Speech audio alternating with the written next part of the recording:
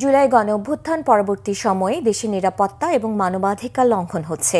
এই প্রেক্ষাপটে মানবাধিকার কমিশন সবচেয়ে প্রয়োজন ছিল।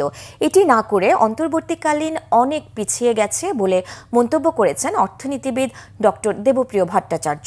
শনিবার নাগরিক প্ল্যাটফর্মে সংলাপ খসড়া জাতীয় মানবাধিকার কমিশন অধ্যাদেশ 2025-এ এসব কথা বলেন তিনি।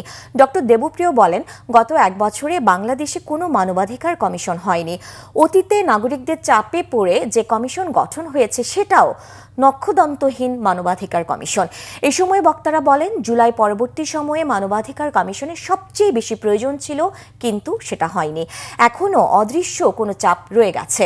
গোয়েন্দা সংস্থার কিছু বিতর্কিত কারণে মানবাধিকার পদে পদে লঙ্ঘিত হচ্ছে উল্লেখ করে টিআইবি নির্বাহী পরিচালক ডক্টর ইফতেখারুজ্জামান বলেন, এসব সংস্কারও দরকার। বলেন, মানবাধিকার কমিশনকেও জবাবদিহিতার আওতায় আনতে হবে।